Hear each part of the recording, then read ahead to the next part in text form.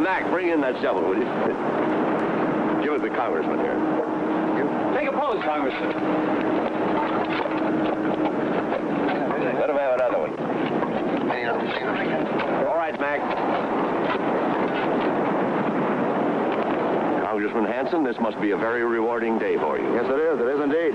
When do you anticipate that American Electronics will actually begin their expanded operations here? Well, as you can see, there's a great deal of work to be done. But I think with the cooperation, the continued cooperation of the labor unions involved and the management of American Electronics, we should see several factories on this land site operating within a year. When you say continued cooperation, do you expect any difficulty between labor and management? Nothing that fair and honorable men can't negotiate. Thank you, Congressman, for talking to us. Thank you very much.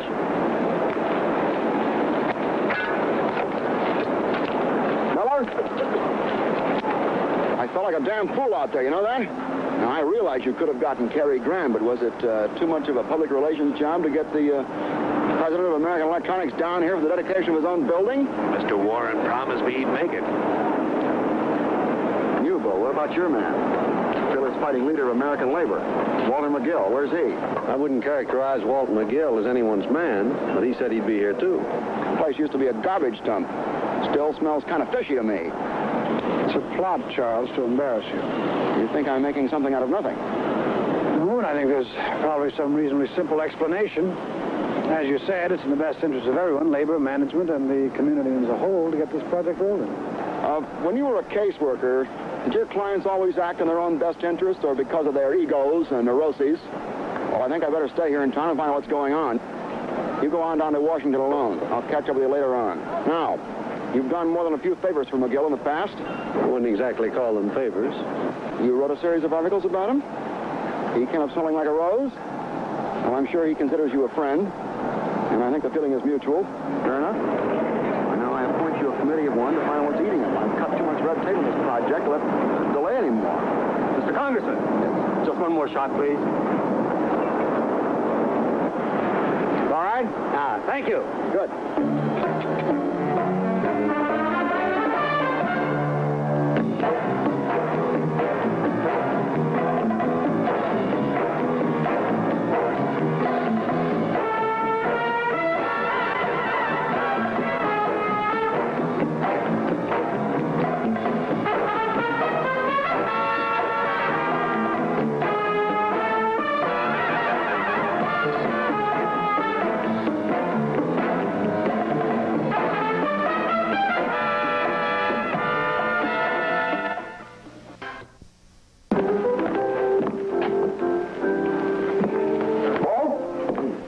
Candid opinion, huh?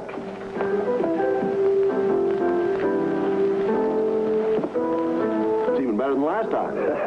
Last time it was only magnificent. Yeah, he's not kidding. You know, I could have been a great chef. You better put on the spaghetti, Anna. Oh, let's wait a couple of more minutes, Papa. Paul had already left the office when I checked a couple of minutes ago. Well, all right, then open some wine. Paul and I can get quietly drunk while we're waiting. I'll get it, Anna. Oh, the bottle opener's in the second drawer in the sideboard.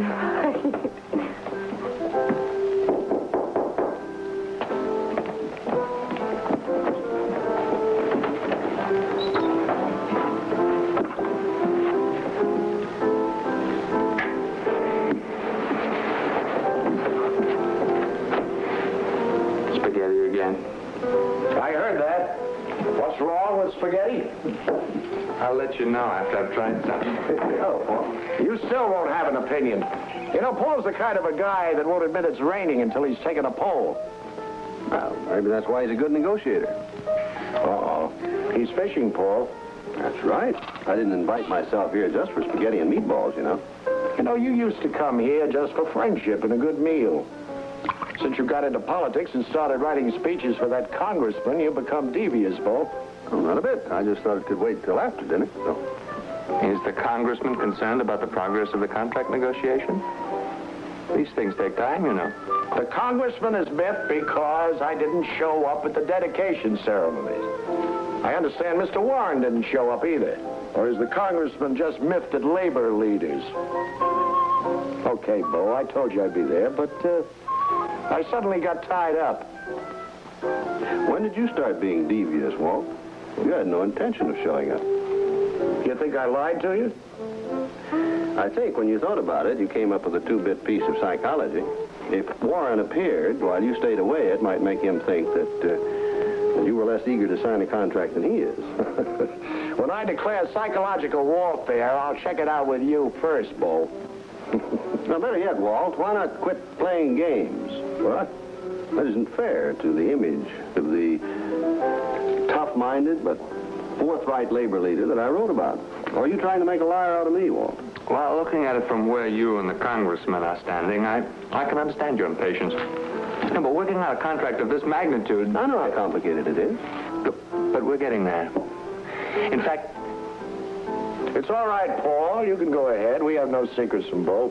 Well, just before I left the office tonight, Bill Edmonds and I reached an understanding that puts us just about 2 paragraphs away from signing a contract.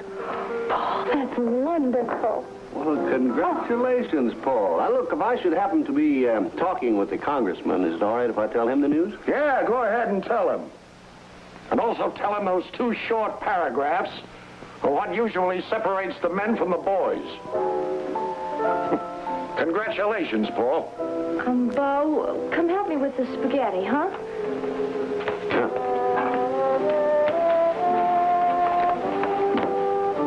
Why don't you try some antipasto, Paul? What's bothering you, Walt? Bothering me? The head of my negotiating committee comes here and tells me he's about to sign a final contract. That's supposed to bother me? It's a good deal, Walt. Well, I know you may find that hard to believe. If you say so, Paul, I'll believe it. Well, I say so. And your Ivy League counterpart in management, does he think it's a good deal for American electronics, too? Well, why don't we discuss this later? I told you we have no secrets from Bo or the congressman. What's to discuss? Didn't you tell me you'd put a final period on the deal? Oh, I didn't exactly say that, Walt. Oh, I thought all I had to do was get up before my boys, tell them you were ready to sign a new contract. Never mind what's in it. The lawyers have worked it out. Everybody's happy. All right, Walt. Well, if that's the way you figure, you can forget it. You can negotiate till doomsday. But only I, Walt McGill, only I can sell it to the membership. If I open the window and you shout just a little louder, maybe you can take a vote on it tonight. You tend to the spaghetti, Missy, and remember this. I don't care how good a deal you think you've got. It doesn't mean beans until the boys buy it. Well, this is your country, Walt, so forgive a foreigner's stupid question, but if it's a good deal, fair deal, you say so, Paul says so. Doesn't it follow the boys are going to say so, too? Well, they may say so. But if the deal comes easy, they'll always wonder if they couldn't have done better by fighting a little harder. It's only human nature, you see. What you don't fight for, you don't respect. You mean there's no contract until you and Mr. Warren meet personally across the table? Right. Now, if there's still no reason to fight, you find one. When labor and management sit across the table, you don't have to find reasons to fight. Look, over 30 years ago, I organized Matt Warren's first union shop. I'm still wearing scars with his name on them. I stamped my signature on him, too. But when it was over, there was a union in his plant. My union. Gentlemen, Mr. McGill. Hi. Bill Edmondson. Well, glad to know you. Mr. Jones? Hello, Mr. Jones. Hi. Mr. Whitman. Glad to meet you, Mr. Whitman. I briefed my people on our prior negotiations. Good. Shall we begin? Well, aren't we going to wait for Mr. Warren? Mr. Warren got held up at a conference. Now, look, this is your company's hotel suite. I feel like I've been invited to dinner and the host forgets to show up. Hopefully, at the conclusion of today's meeting, we can present to Mr. Warren and the board a contract which they can ratify. Can you gentlemen speak for Mr. Warren? In a general sense. Can you answer for him, too? All right. Answer me this. How does Mr. Warren and his board feel about a 7-hour day? Oh, Walt, that point hasn't come up yet. It's come up. All right, you can pass that along. And while Warren and his board are gagging on that, you can pass this along, too. The next time I sit down to discuss this contract, I want someone across the table who can argue with me. Now, Mr. Warren can tear himself away. He knows where he can find me. That's it. Bill. Look, that took me as much by surprise. I know that he is bullheaded and arrogant, but this is the worst I've ever seen. Oh, now, wait a minute. Now, maybe he had a right to expect that Warren... Don't expect us to have another meeting until we get an apology from Mr. McGill. An apology from Walt McGill. That I'd pay to see. What do you suppose the old goat was up to? I thought he made that very clear. He wants a 7-hour day. And $10 an hour, 3 months paid vacation, and 2 girls for every paid-up member at the annual convention. Who are we kidding, Paul? We worked out as good a deal as we can expect to. As a leader of the rank and file, I can endorse this contract without reservation. And the lion's share of the credit goes to you. I'm not looking for any credit. Yeah, but he is. He has to iron this out personally. Put a period on the deal. Stamped and signed. Delivered to the boys from their one and only leader, Walt McGill. You're too good a man to let him walk over you like this, Paul. You're offering me an alternative, Al? There are all sorts of alternatives if we have the guts to explore them. Such as? Such as taking it out of McGill's hands. Going over his head, appealing directly to the membership. Have you checked his course of action with the head of the International? I think Mike Steele would back us up. Oh, you mean you know he would? Mike's been looking for an issue to knock off Walt with for 10 years and get you elected president. And you think the time is right to pull off your little coup? If the head of McGill's negotiating committee should split with him on this issue. There's been no split. Look, he just turned thumbs down on a contract that you sweated 6 months to work out. I'll tell you this. If I was president of this union, I'd consider myself a lucky man to have a man like you at the head of the negotiating team. And I don't have to check with International to tell you that Mike Steele feels the same way. I think we can work together, Paul. I think we proved that. Yeah, we can work together, Al. But I just don't see myself as a part of the deal when you hand the union over to Mike Steele. If and when I'm elected president of this union, it remains an independent. Affiliated with International as it is now, but still an independent. Sell that to the membership, Troy. Convince them that you won't be just another puppet dancing under Mike Steele's fingers. Maybe when Walt McGill retires, maybe they'll believe you. Oh, is that what you're waiting for, McGill to step down and hand you the crown? Well, you can marry his daughter and make him a grandfather, but you can't make him a king. And he can't make you his crown prince. So whether Walt steps down or gets knocked down, you're not in line to inherit the presidency. You're in my way, Al. And I'll tell you something else. If it came to a showdown between the two of us, the membership would vote for me. That's right. They'd vote for a guy that would hand over the union lock, stock, and barrel to International. They'd vote for me because you're a gutless wonder. And everybody knows it. A gutless wonder.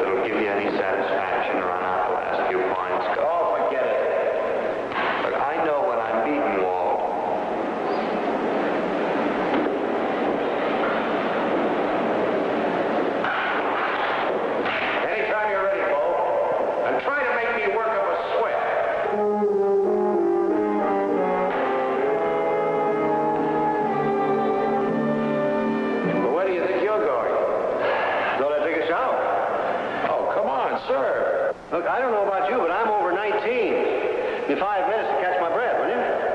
Make it 3.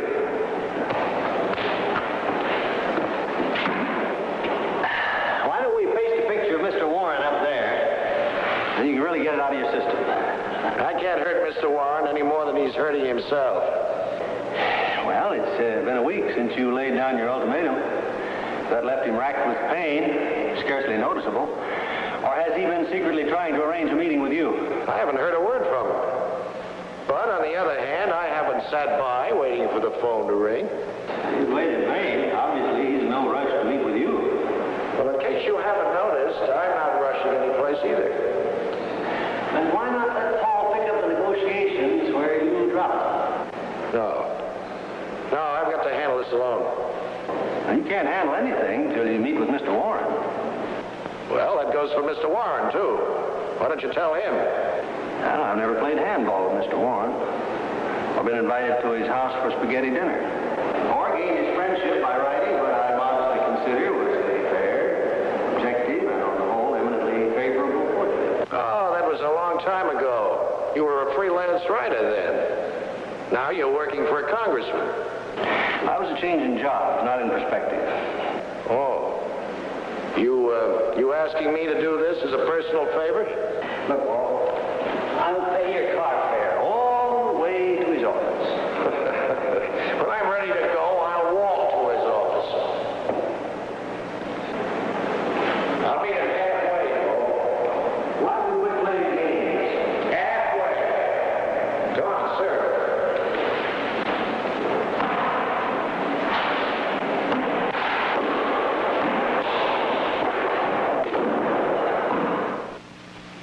I know how much you hate to get involved in union politicking, Congressman. You get enough of that in your own bailiwick. But considering the importance of the project and how hard you've worked to see it in operation, I felt it was my duty to keep you informed about the situation. Well, I certainly appreciate that, Mr. Troy. I'll tell you one thing. I wouldn't be nearly that hard to work with. Come in. Mr. Monroe? Mr. Troy, you two know each other? I know Mr. Monroe as one of Mr. McGill's friends. Thanks for your time, Congressman.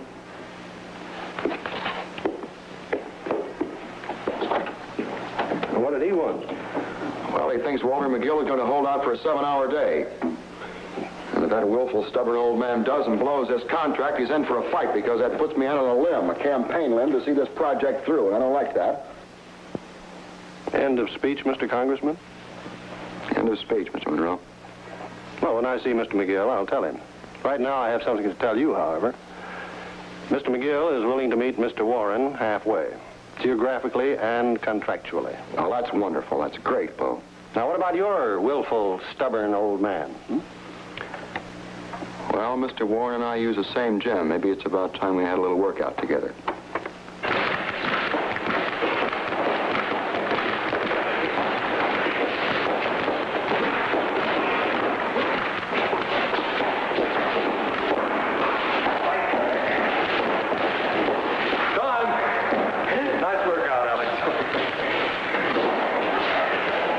Steam bath? No, I like to taper off the workout gradually. Mind if we talk while I'm... Thanks, Charlie. You're a big help. Veritable rockets of roller. I think McGill needs your help more than me. The old man's in trouble, isn't he? Well, he wants to see this contract signed just as much as you do, I expect. Yeah. One small difference. My board of directors isn't about to throw me out of my ears. You trying to say you're going to sweat this thing out? You looking for a quote for the congressional record, Charlie? No, I'm just trying to locate your position in case I have to assess it later on. What does McGill want? Well, I think Mr. McGill is willing to concede that the 7-hour day was only a bargaining position. You authorized to make that concession? If you're willing to concede that when automation begins to displace the labor force, there would either have to be an expanding market to create new jobs or else a short work week until the displaced labor force can be absorbed. Anything else? No, I think that's about all. I don't want to sit down with him and then get hit with some way out demand I can't even discuss. Would you feel more comfortable if I were there? In case somebody decided to throw a wild punch? You got a nice set of teeth, Charlie. You hang on to them. All right. Tell McGill I'll meet him halfway. And pay for the dinner.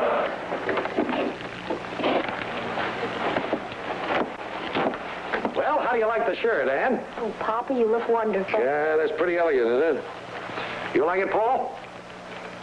Oh, look, your boyfriend's still mad at me. Oh, can't we kiss and make up, Paul? You know, I accused him of being cautious. What's that, a dirty word or something? All right, Walt. I'm a cautious man. And coming from me, a plea for discretion is tantamount to running up a white flag. But nobody's going to call you a coward. You can afford to be. Now, look, I promise I won't hit Warren in the mouth. At least not before dinner.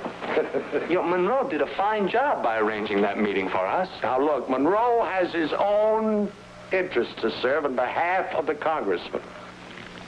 Now, if he's doing us a favor, he's doing himself, the congressman, and Mr. Warren a favor, too. Granted, Walt. I'm simply trying to point out that we have an obligation to both.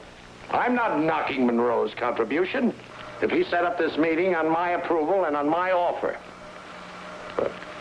And it seems that offer's been accepted. You've proved your point, Walt. By walking out of one meeting, you accomplished more than we were able to manage after 6 months of negotiation. Now settle for that, and don't try to get more. Now look, I'm not going back on my word to the congressman or Monroe. But don't you tie my hands, Paul. If I'd listened to you and ratified your contract, we wouldn't even have the promise of a 7-hour day. Oh, look, kid, I hate to lecture you like a schoolboy, and if I didn't think you were worth it, I wouldn't bother. No one knows what you know any better. But after 30 years of bargaining, I've learned a few tricks that aren't in the school books. Now, one of these days, Paul, you and I are going to sit down and play showdown poker, head to head. I'll show you how I can tell from a man's eyes whether he's bluffing or whether he's got aces back to back. I'll show you how I can tell when a man's running scared and can be chased by my pair of deuces when he's got kings. I'll show you. I wish I could teach you. Oh, and another thing. If I can pull it off, I'll be doing Warren a favor by making him face up to the 7-hour day. That's right, a favor. We sign a contract, 6 months, a year. Then they move the machines in and let our men out. You think the strikes and sit-ins of the 30s were bloody? It'll be a lot worse, unless we face automation and face it right away.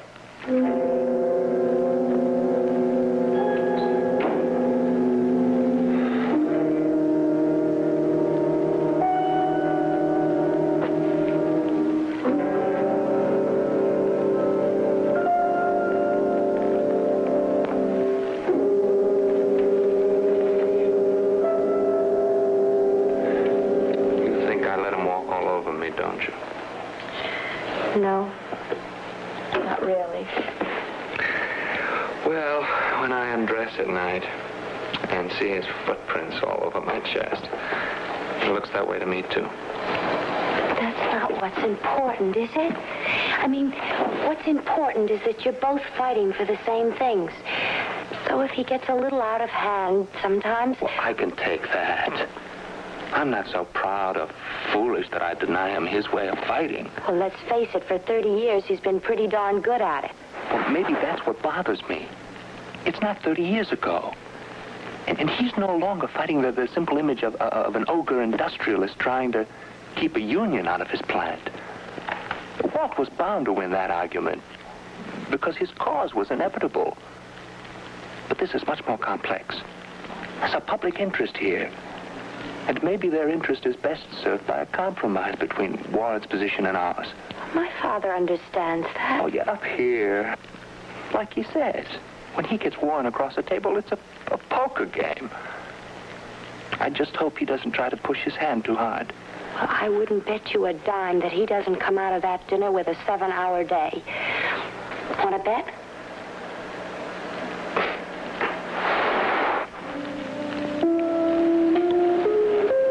No bet.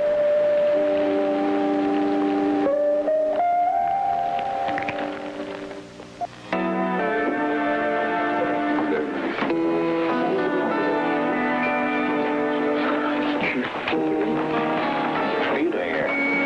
Unless I've been fired, I've got a newscast at 11 o'clock. And unless I've been misinformed, news is being made in there.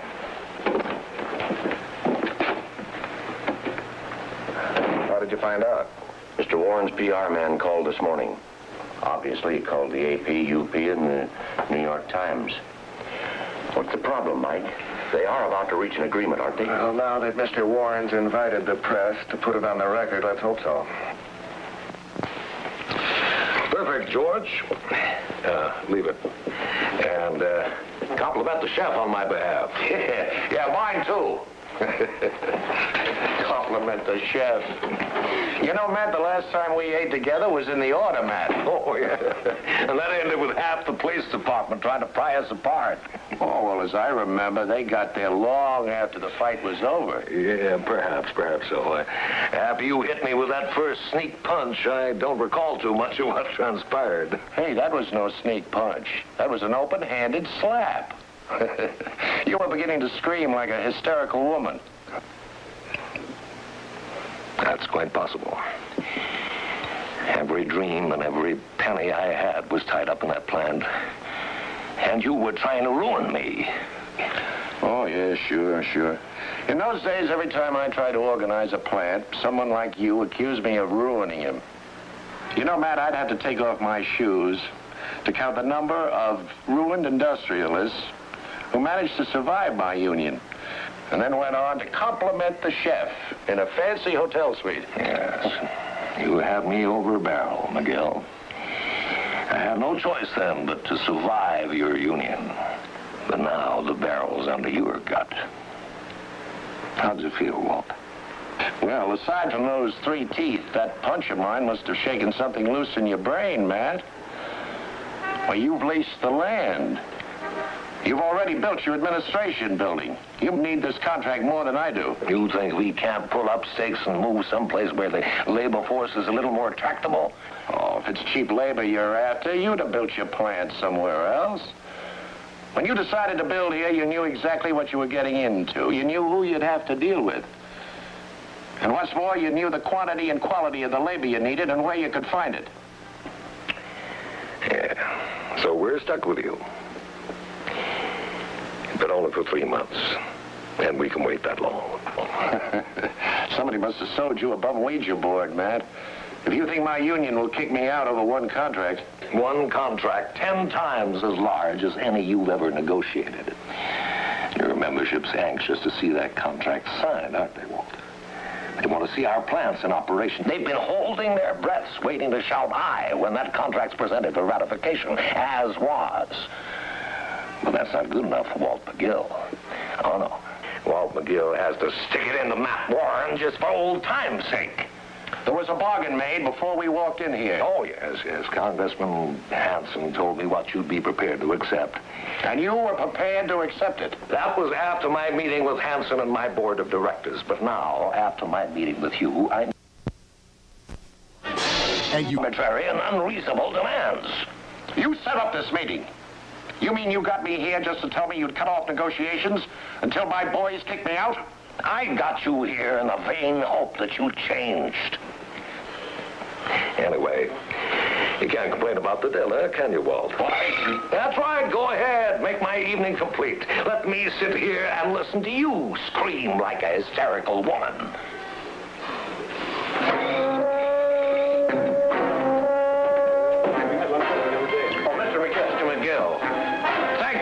For getting Warren to buy me a dinner.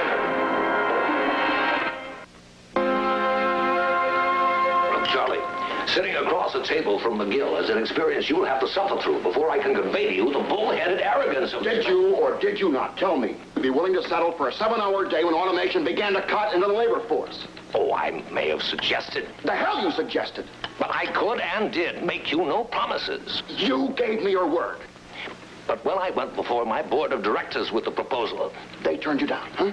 Believe me, Charlie, I made every effort to get them to go along with me. And I suppose you made every effort to contact me about this change in developments, Now, shall I call my secretary and ask her if she forgot to deliver your messages? All the bets are off.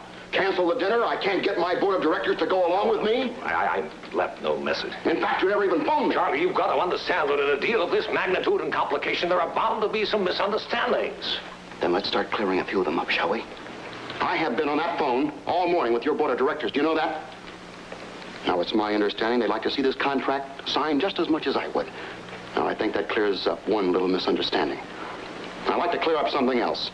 Aside from my lofty desires as a public servant to see that project in operation for the good of my community, I have a crass, hard-nosed, practical politician's stake here. Votes.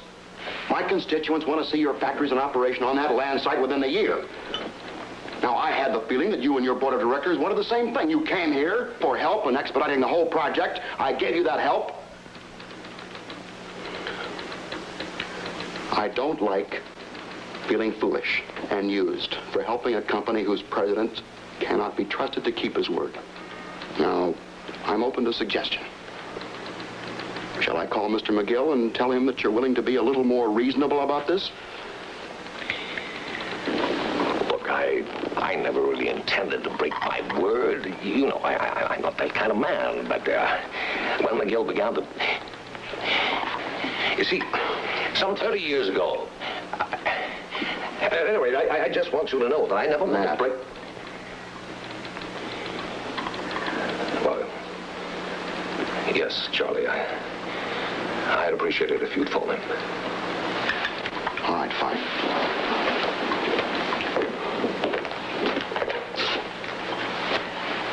Get me Mr. Walter McGill, please.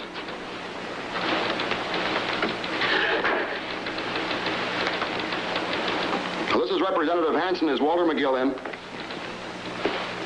He's what? All right, no, that's fine. Thank you very much.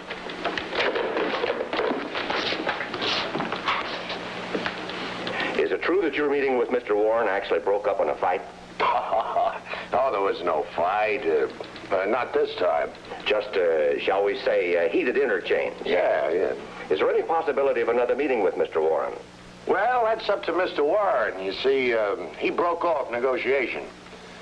Now, if he wants to reopen it, I'm always ready to talk. On what terms? Mr. Warren knows my terms. I want a 7-hour day. He promised you a 7-hour day eventually? Oh, no, eventually. I want the 7-hour day right now. Before automation throws a single one of my boys out of the plants. You really think you can get a 7-hour day in this contract? Well, we'll either get it in the contract or there'll be no contract. In short, the next move is up to Mr. Warren. Yeah, that's right. There. As I was trying to tell you, the man is simply too arrogant to deal with. Or, you think a bit of well-aimed political pressure, artfully applied by a master. Well, we'll see. I have a hunch that Mr. McGill is going to feel more than a little bit of pressure from his own membership. Now, Mr. Warren's made his final offer, and it's a good one. Tell your delegates, tell them you want to vote to ratify this contract. Good. Unless we accept this offer. And it's a lot better offer than we expected to get 6 months ago when negotiations began. Mr. McGill, don't ask me. Ask him why he's holding out for a pie in the sky when we've got meat and potatoes on the table right now. Tell your delegates. Tell them you demand a chance to vote on this contract. Do it now, before American Electronics decides that your leadership can't be trusted and moves into another state. 30 years, Dave. 30 years. I never thought I'd live to see this day. My own boys picketing me as if I were a... All steamed up, Walt. You know how they get. You've steamed them up more than a couple of times yourself. Oh, sure. But to close ranks, to fight together against a common enemy. This squabbling amongst ourselves... Well, they're playing right into Warren's hand. All right, Walt. I could begin right from the beginning. And Troy knows it. Don't think he doesn't. I know what Troy's up to, but I also know what my men are up against. They're afraid Warren's going to get impatient and move the whole ballgame to another state. Ah, that's garbage. He's obligated to this location. He's got a lot of commitments here.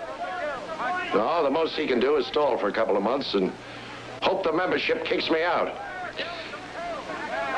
You think they might do that, Dave? There was a time when we would all follow you.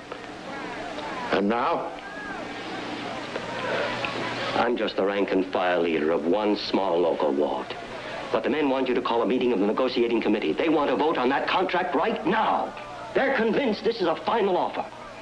Now, hold them in line, Dave. Just for a little while, see? Now, tell them if they'll sweat this out for me, I'll get them a 7-hour day. All right, Walt, I'll tell them.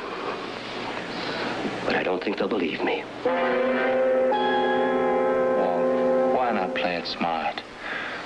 Take the initiative away from Troy and call the meeting yourself. And advise the delegates to ratify the contract as is? It's a good contract, Walt. It was a good contract as I helped negotiate it, and it's even better now that you've convinced them to accept at least the eventuality of a 7-hour day. This is what Warren accepted. But I promised my boys a 7-hour day right now. Walt. And we can get it if we've got guts enough to hold out for it. Walt, you're the only man in the whole wide world, and that includes industry and labor, who'd consider this contract a labor sellout. Look, I know it sticks in your throat, but believe me, Walt, I can write you a speech asking the delegates to ratify this contract that... You can write me a speech, Paul?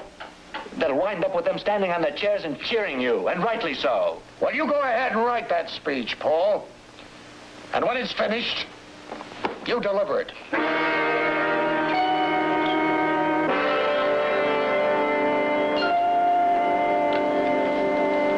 Well, I appreciate your coming up here to see me, Mr. McGill. Would you, like a drink or a cup of coffee? No, it's a good-looking bottle.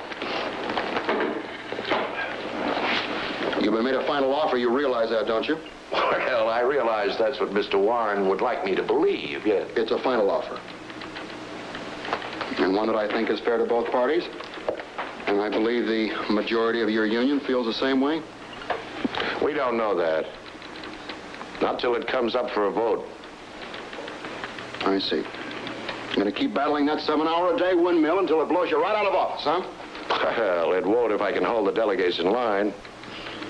Try to convince Warren that we don't buckle at the first signs of stress. You go on, try that, Mr. McGill. You just keep playing the demagogue, beat your fist on the table, rant and rave, make your boys hold out for a little while longer while you hang onto your pride for a few more months or days.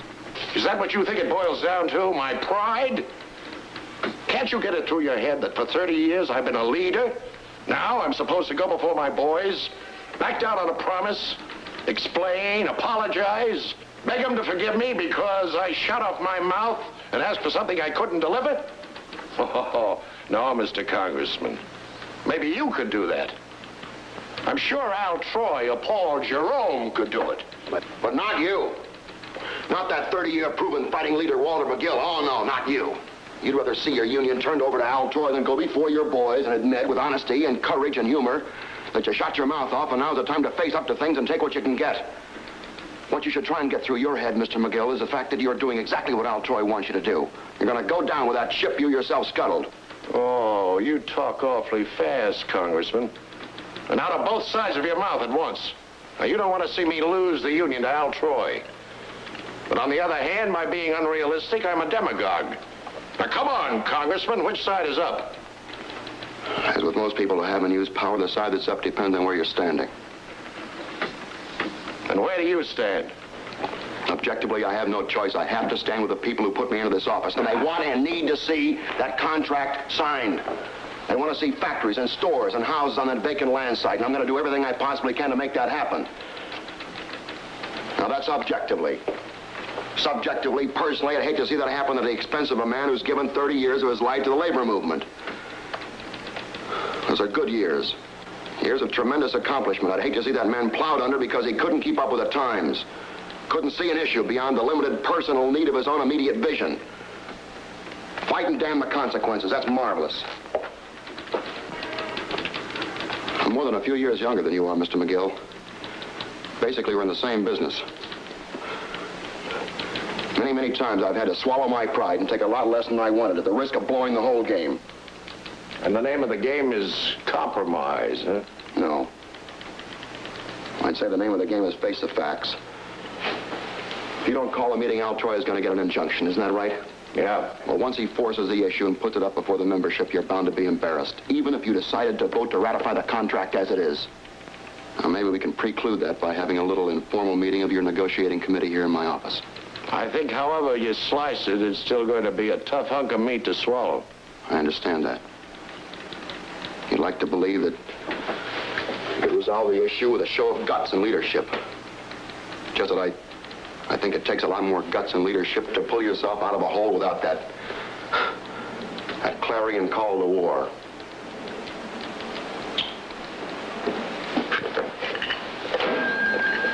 Set up the meeting.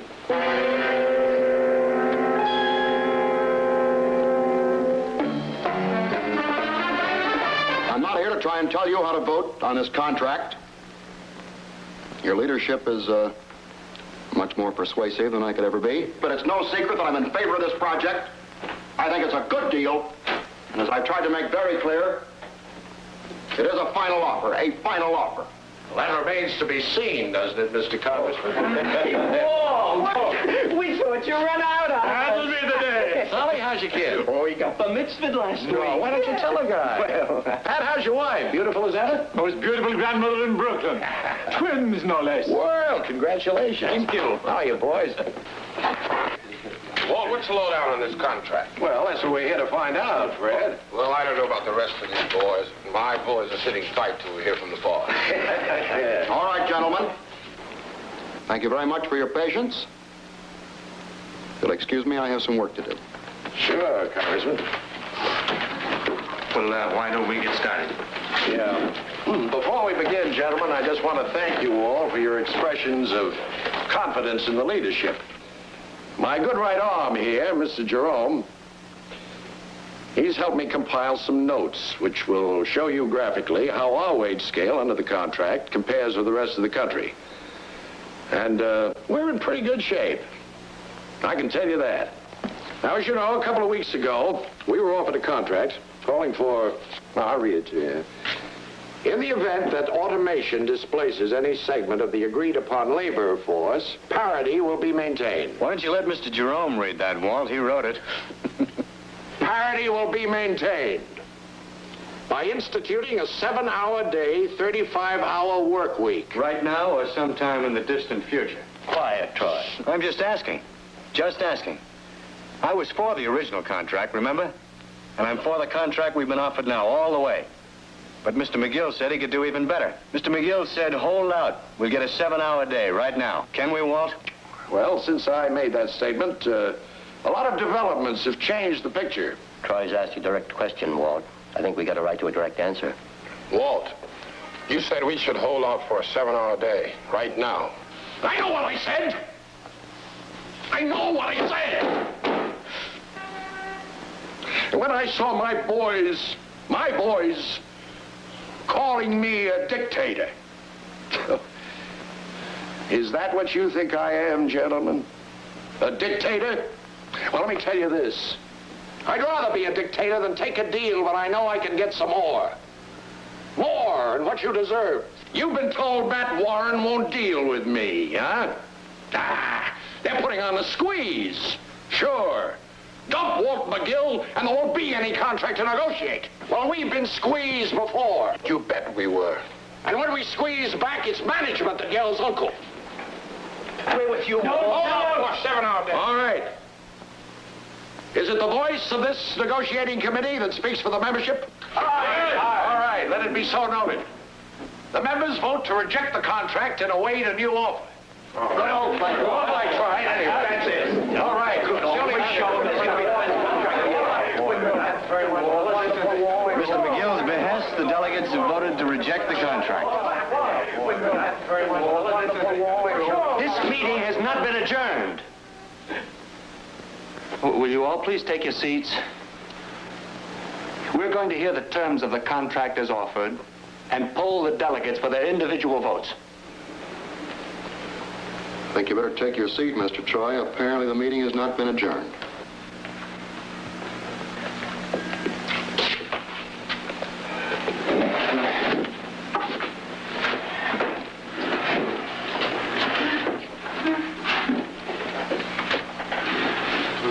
Mr. McGill?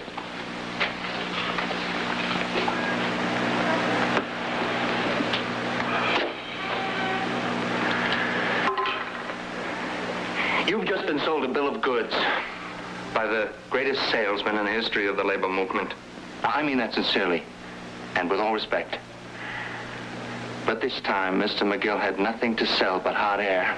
Why, you... Now, if that's what you want, so be it. But first, you're going to hear the truth of what's up for sale. That you're going to vote to buy or reject this contract on behalf of the membership individually.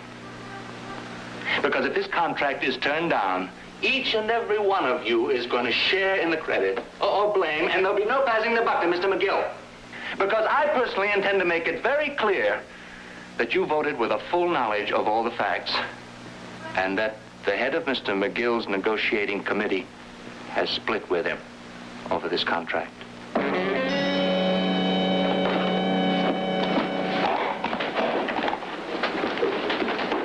I'm sorry, Walt. Don't consider that vote a slap in the teeth, Walt. It's just... Oh, sure.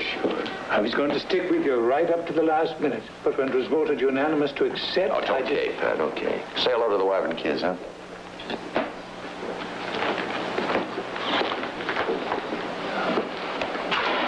So you got a taste of it, huh? How to stab a friend in the back and stampede the vote. Yeah, I got a taste of it. And I didn't like it any more than I thought I would. But it had to be done. You just had to get up there and... That's right, Walt. I had to get up there. Well, it comes easier and easier, kiddo. Comes election time, you'll actually be happy to get up on that stump and throw your weight around. For me, Paul? Or Troy? Not for you. Because if I support you and we lose, then we'll both be out. Well, good luck. You and Troy should make a lovely couple. It's going to be a three-man race this time out, Walt.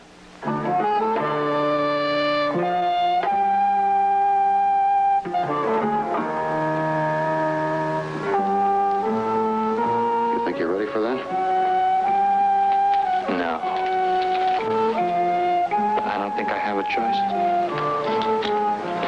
Let me give you a piece of advice. The first few rounds are always the toughest. You could use a good man in your corner.